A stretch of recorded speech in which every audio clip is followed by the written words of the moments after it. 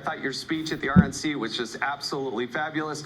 But you were also at the White House last night. What was the scene like for you and your wife, Diana, as you exited the White House?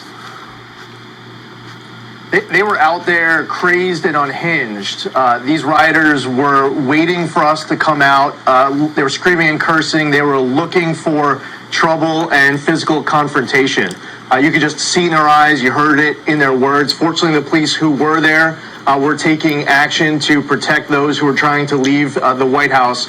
Obviously, we were all leaving the White House peacefully after a great fourth night of this Republican National Convention. To my colleagues in Congress who are calling for unrest, calling for confrontation, this is what ends up happening and worse. I still remember fresh in my mind what happened to Steve Scalise on that congressional baseball field. If not for those Capitol police officers, there would have been 24 dead members of Congress and then some. If what happened last night was happening to a Democratic U.S. Senator and it was caused by a Republican group, it would have been top of mind on all the cable news outlets all day long. CNN, MSNBC, and every single member of Congress would have to put out statements condemning it. So what's crazy, and to Leo's point just now, what's amazing is that we all, a few months ago, when we started seeing the burning and the rioting and the looting, instinctively we knew that was wrong. We wanted law and order, safety and security for our country. But it's only been in the last 48, 72 hours that now, whether it's Don Lemon on CNN or it's the Biden-Harris ticket, they're starting to condemn it because of polling. It's not about instincts, it's about doing the right thing. It's because they want to win an election. That's right. It's all about the election, folks, and we know that. And it's interesting that we had this wonderful week of RNC convention, and right, just as clockwork, what do? They start throwing out massive amount of protest in cities, and then they get the media to focus on it. Social media is all over it. Folks are walking around with their cameras, exploding all this information that's going on.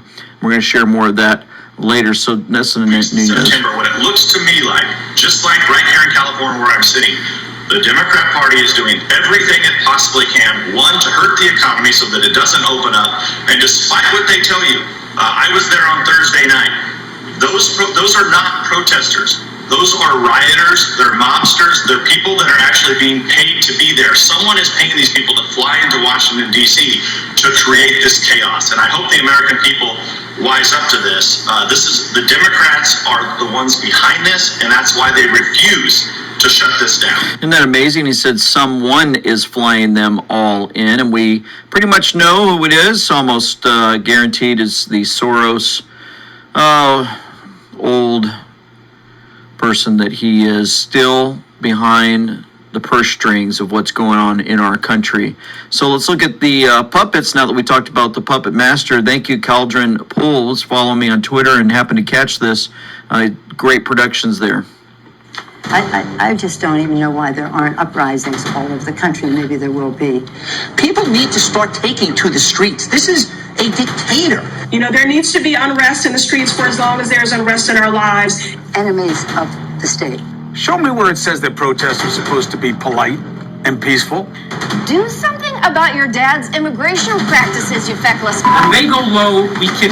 How do you resist the temptation to run up and wring her neck? The biggest terror threat in this country is white men, most of them radicalized right up to the right. I thought he should have punched him in the face. I said, even if you lost, he insulted your wife. Yes. He came down the escalator and called Mexicans rapists and murderers. He said, well, what do you think I should have done? I said, I think you should have punched him in the face and then gotten out of the race. You would have been a hero. I'd like to punch him in the face. I said if we were in high school, I'd take him behind the gym and beat the hell out of him. Punch some people in the face! When was the last time an actor assassinated a president? They're still going to have to go out and put a bullet in Donald Trump, and that's a fact. Look, as his character is stabbed to death. Where is John Wilkes Booth when you need him? I have thought an awful lot about blowing up the White House.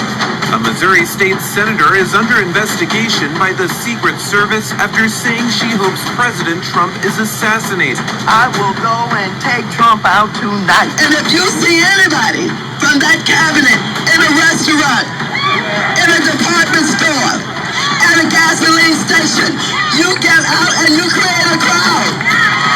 And you push back on them. And you tell them they're not welcome anymore And sadly, the domestic enemies to our voting system and our honoring our Constitution are right at 1600 Pennsylvania Avenue. They're not going to stop before Election Day in November, and they're not going to stop after Election Day. And that should be, everyone should take note of that on both levels, that this isn't, they're not going to let up, and they should not. If you think we're rallying